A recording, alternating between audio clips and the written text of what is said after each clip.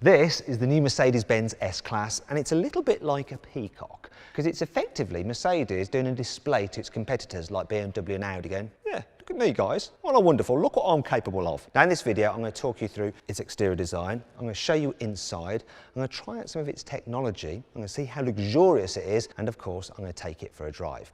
Now if you're thinking about buying a new car, click on the pop-out banner up there to go to CarWow, where we can help you decide which car to buy and help save you a ton of cash on it as well. Or if you want to, you can just Google CarWow. It's dead easy. Buying a new car? Then head to CarWow and my team will help you find your next car at a fair price. CarWow, your one-stop car buying comparison site.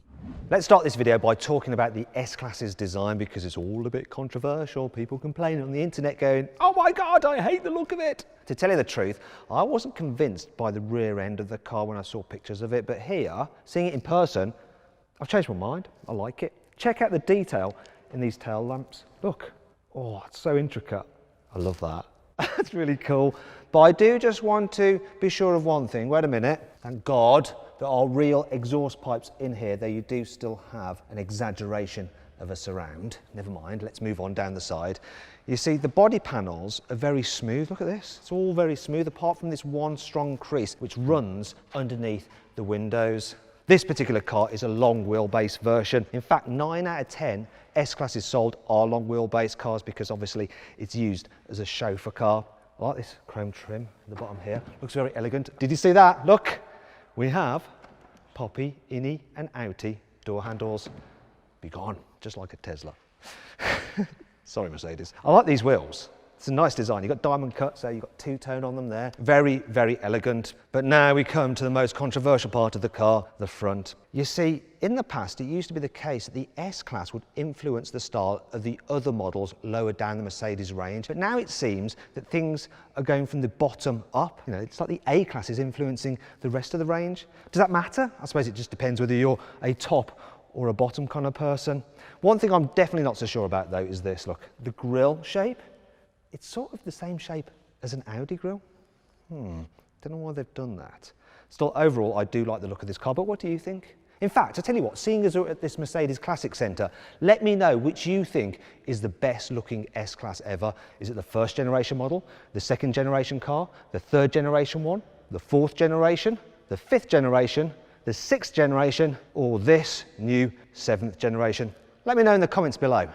If the outside of this car is controversial, then the interior definitely is, because it's very different to the current S-Class. Most noticeable because of these screens. So Mercedes has got rid of loads of buttons because you now control most stuff through this central infotainment system. Now I'm going to go into the full details of what it can do later on in the video. I just want to talk about the design for now. I love how this is integrated into the center console. It looks absolutely stunning. I'm not so sure about this screen here though. It seems a little bit plonked on top of the steering column. I did like the old car with the banker screens. I'm sure I'll get used to this because the screens themselves, the definition is incredible.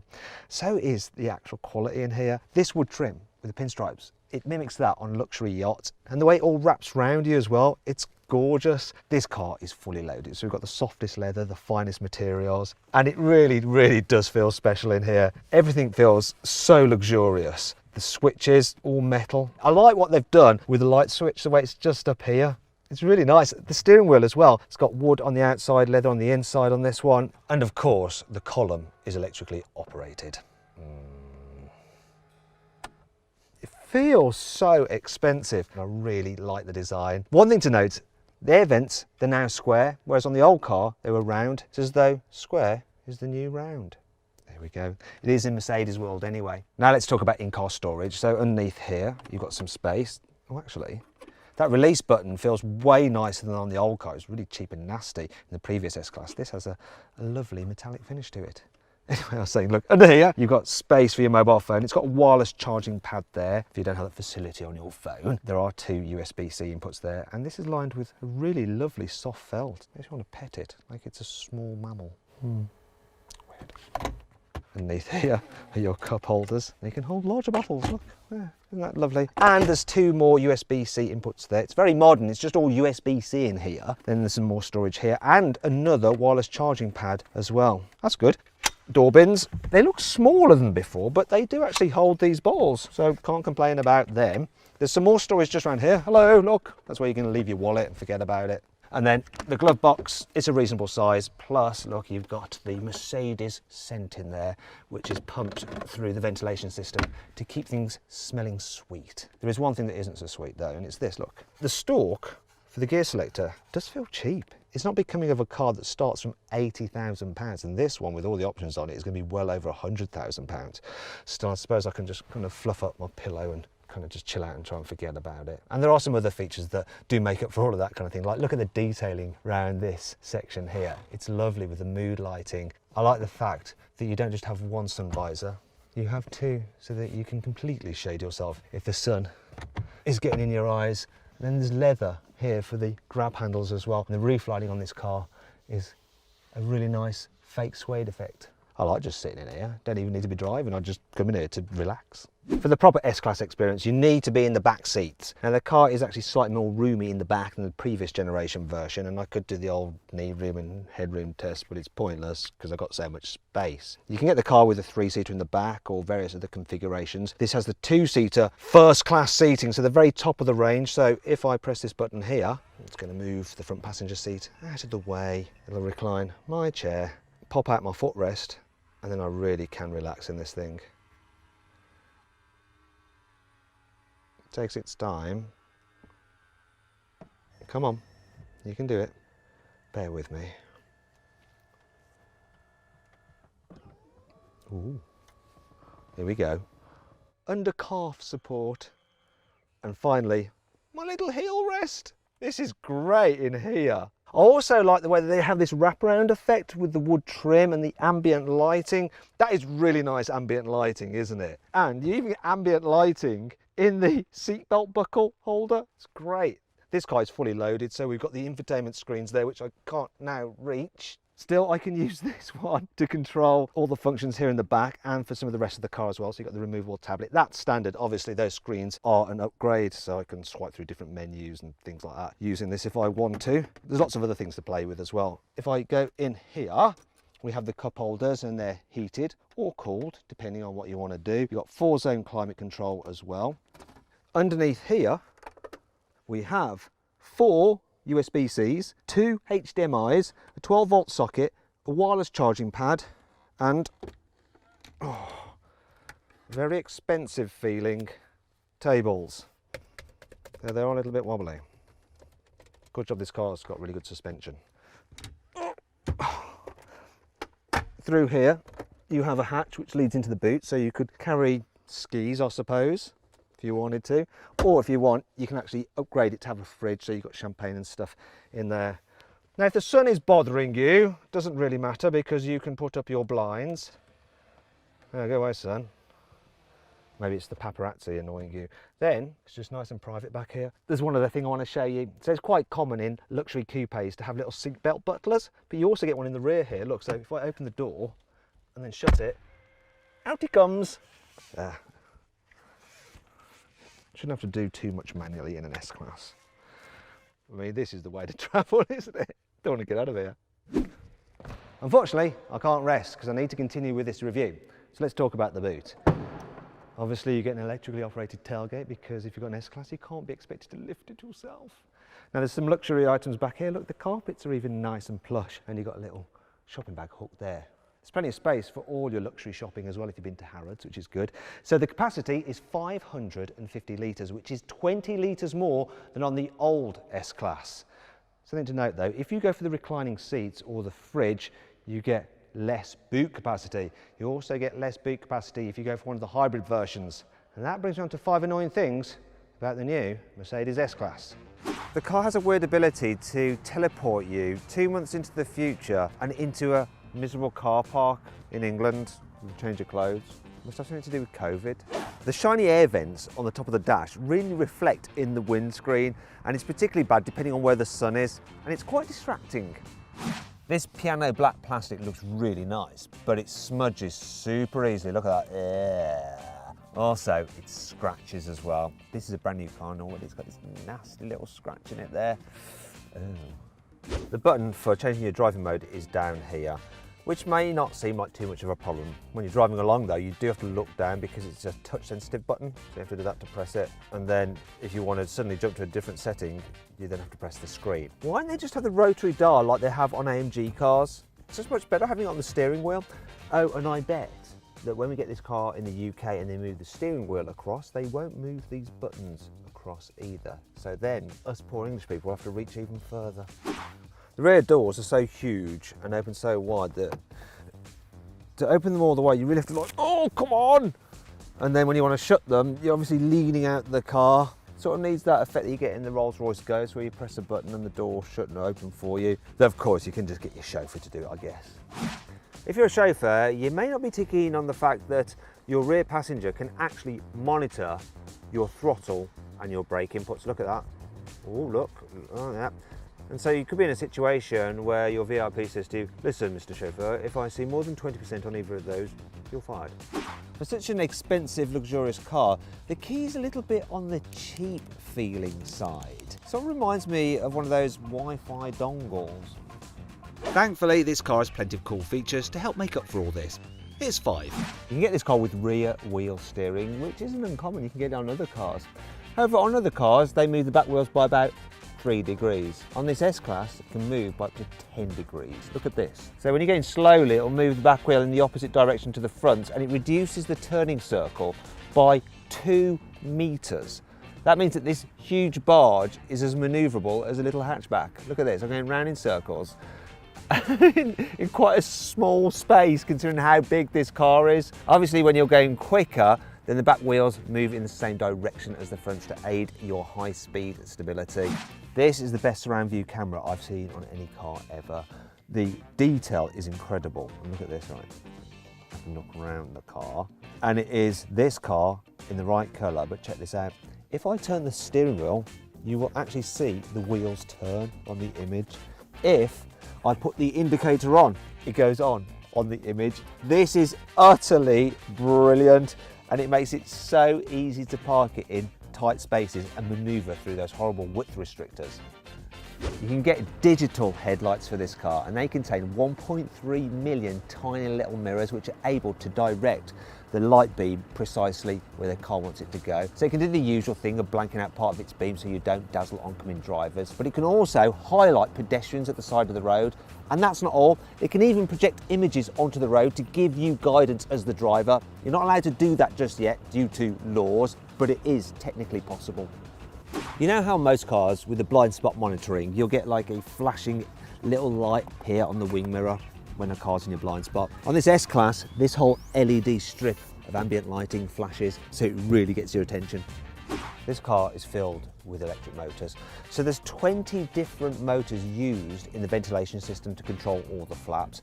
Then there's 19 motors in the seats. You've got 8 for adjustment. You've got an extra 1 for your lumbar support. Then there are 5 for the ventilation system within the seat. By the way, the machine that punches the holes in the seat has 16,000 needles on it. Then there's 4 other motors for your massage function, and there's 10 different massage programs to choose from. But that's not all. There are even vibration pads built into the seat, connected to the stereo, which actually amplify the bass so you feel it through your back. Now let's talk about the S-Class's infotainment system because it really is a highlight. So this main screen uses OLED technology and it's very crisp, very bright, super responsive, and it runs the usual MBUX operating system, so it's Mercedes' latest system, which is the best in the business if you ask me. The route includes toll roads. Now it does have voice commands and sometimes it does chirp up like another Mercedes. It's generally quite good, so it does understand things such as, hey Mercedes, How may I help you? my bottom is cold. The phone is unavailable. You can now connect your phone. Okay, so it's not perfect. Like with many systems, sometimes it doesn't. The price for image systems is 1.37 Swedish krona on the Stockholm Stock Exchange, up about 3.79% since previous close. Well, that's all very interesting, Mercedes, but it's nothing to do with what I asked you to do, is it? It can do things like programming your sat-nav, it can set the temperature, but it doesn't work perfectly, as you've just witnessed for yourself. I often don't bother with these voice command systems, they do my head in. It does have a sense of humour though. Let me just try one last thing. Hey Mercedes, How can I help? tell me a joke. Why did the tomato blush? Because it saw the salad dressing. Let's move on for the voice commands. So I wouldn't bother with that, I just use the touchscreen. It's fairly intuitive, and while the climate control buttons are actually run through the touchscreen, it's fine because the screen has haptic feedback, so it'll vibrate like your mobile phone when you touch it. Let's move on to the digital driver's display because this is special. So as before, you can control it using the buttons on the steering wheel. They're touch and press. So I don't like the fact that they're touch and press because that gets a bit confusing as you don't know which one to do. Do you touch, swipe, or do you press? Anyhow, you can change the view of it and the graphics are good. Once again, very sharp, very clear, lots of information on there. It has a 3D effect. I can make all the images on there 3D. So the cameras behind the screen are actually monitoring my eyes and they're doing two images. So when you're looking at it with two eyes, then you get this 3D effect. It doesn't actually work on the cameras, but I can give you an effect of it from the rear. So if I'm moving around, it's monitoring where my eyes are and it's sort of moving and adjusting the image so it looks 3D. What you'll be picking up on the camera is that the image is starting to shake. That's the best way I can illustrate it. You have to be sat here with two eyes looking at it, and it is insane. In fact, it's so insane I find it a little bit off-putting, so I'm just going to drive around with it normal. Brilliant, brilliant, brilliant, brilliant.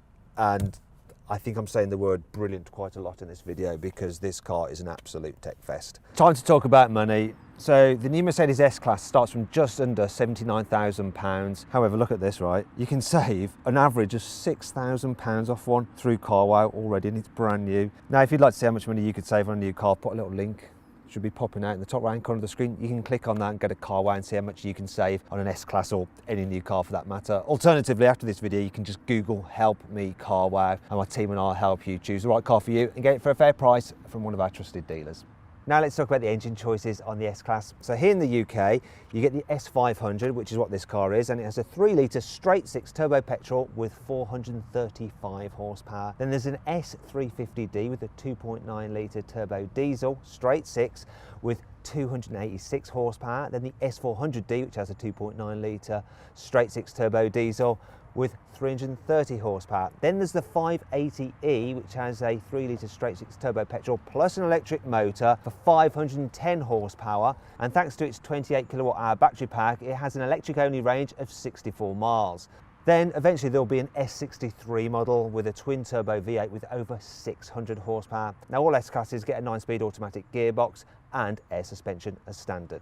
Let's see what this S-Class is like to drive. I've picked it up at Mercedes-Benz UK and manoeuvring around the car park is super easy. In fact, there is a mini roundabout here. I'm going to just circumnavigate it a couple of times to show off the rear wheel steering. Look at this. Can I get round? It's quite tight here.